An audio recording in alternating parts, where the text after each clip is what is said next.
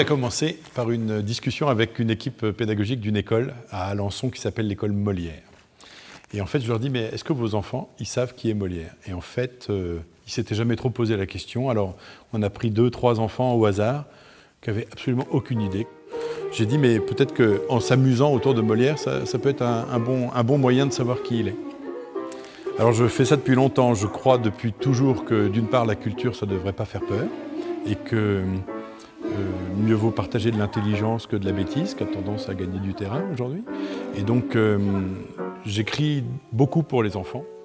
Alors, avec Gaël Lépingle, qui est le librettiste, on a écrit une pièce drôle, légère, qui parle pourtant de l'enterrement de Molière au début. Donc ça, c'est sûr que ça plombe un peu. Puis ça montre le sérieux aussi du personnage, bien qu'il écrivit des farces. Mais par l'humour, par la légèreté, ça permet à des enfants de rentrer dans un univers qui leur était jusque-là inconnu et peut-être même se l'approprier complètement, au point même de faire de Molière un de leurs meilleurs amis, peut-être. Alors, durant un stage ou durant toute une année scolaire, travailler sur une comédie musicale qui parle de Molière, c'est en gros une douzaine de chansons. Il y a toutes les pièces qui vont défiler, des événements de sa vie, des événements de son enterrement, qui était quand même un enterrement assez mouvementé. Ça permet à des enfants d'accéder à une culture que peut-être, sans cette petite comédie musicale, ils auraient mis du temps à trouver. La plupart du temps, la pièce est montée dans une école ou un collège, de CM1 à 6e ou 5e.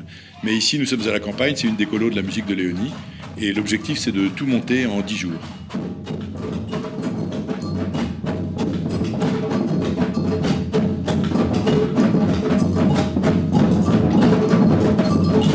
Donc nous allons travailler une pièce que j'ai écrite avec un auteur que j'aime beaucoup et avec lequel je travaille depuis très longtemps, depuis presque 30 ans, pas tout à fait, depuis 27 ans, qui s'appelle Gaël Lépingle. Certains d'entre vous ont déjà chanté des paroles de Gaël Lépingle. Oh, et cette pièce-là, elle parle d'un auteur qui est mort il y a bien longtemps. Vous savez ça? Est-ce que vous connaissez déjà Corinne?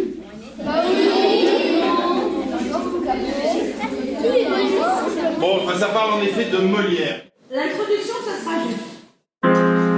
Et c'est tout de suite à vous. Pas. Oh, et. C'est magnifique ça.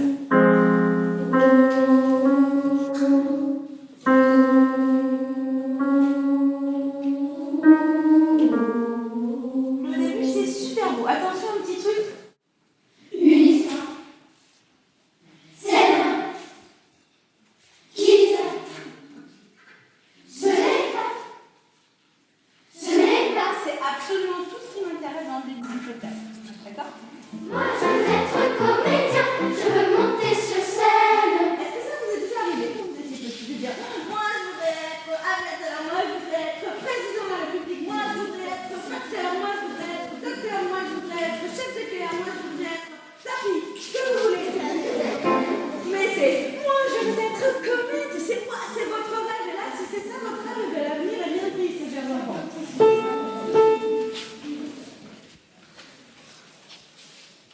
Et on ne veut pas être comédien, on veut être comédien. Moi je veux être comédien, je veux monter sur scène, vivre une vie de bohème et de fête de forêt. Et moi, je connaissais pas très bien Molière, mais j'en avais entendu parler. Mais maintenant, je comprends pourquoi sa vie a été très dure. Comme dans le Saltimbanque, c'est marqué en fait, Molière, il a eu de la chance d'avoir il a toujours trouvé les puissants du pays. C'est que dans Saltimbanque, oui, mais toute sa vie, Molière a su trouver la vie des puissants du pays. Il est allé 6 mois en prison parce qu'il devait régler des dettes d'un théâtre. Il avait dû se battre pour son premier théâtre, mais fit de grosses dettes. C'est bête, ainsi finit la fête. D'abord, l'école des femmes, Tartuffe, Don Juan. Ils ont mis des extraits. Pour l'école des femmes, ils ont mis Le petit chat est mort, mort, mort. C'est tout ce que je sais de la journée. Mais il ne s'est rien, non rien passé, sinon que le petit chat est mort, mort, mort. Ça, c'est pour l'école des femmes. Et pour Tartuffe, il y a couvrez ce sein, ce sein. Ce sein, couvrez ce sein que je ne saurais pas. Même si en fait j'aimerais bien le voir. Couvrez ce sein, ce sein. Et pour Don Juan, c'est quand tes fameux donjons, terribles séducteurs, qu'importe le mariage, il dérobe le cœur, châtié par le ciel, qu'il a provoqué, il reste un héros pour l'éternité, parce qu'on dit encore des expressions sur Don Juan aujourd'hui. Par exemple, si quelqu'un a un Don Juan, on veut dire qu'il est un séducteur. Ce sont des fêtes grandes, une superbe apothéose, grand divertissement royal. Ce sont des fêtes grandes, une superbe apothéose, sur ballet pastoral. Ces comédies, ballets, enchantent la cour du roi. Quelle vie magnifique! Et c'est Lully, oui c'est le grand Lully, qui en composera chaque fois la musique. C'est Lully, oui c'est le grand Lully, qui en composera chaque fois la musique.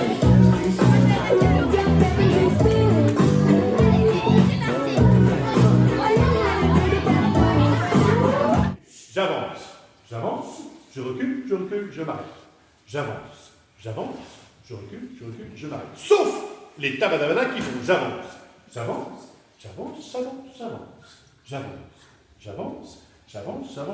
Et à partir de l'étreto, on bouge. Et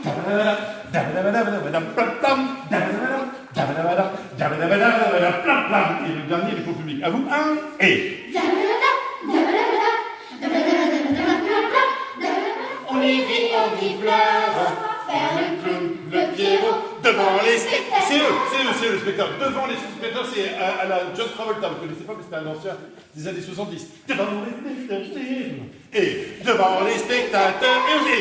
Sabadabadam, sabadabadam, le public.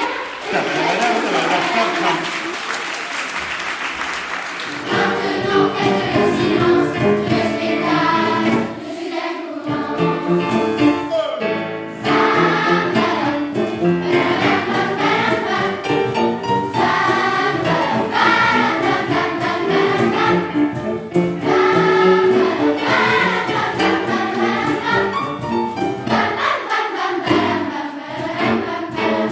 Malgré sa grande faiblesse, Molière voulut tenir bon jusqu'à la fin de la pièce, de la représentation. Mais ce n'était pas pour rire, il ne faisait pas semblant. Tout le monde le voyait mourir et pensait, mais quel talent! Une femme, une foulure, un bobo, une figure, une pauvre indigestion, un bouton sur le menton pour soigner une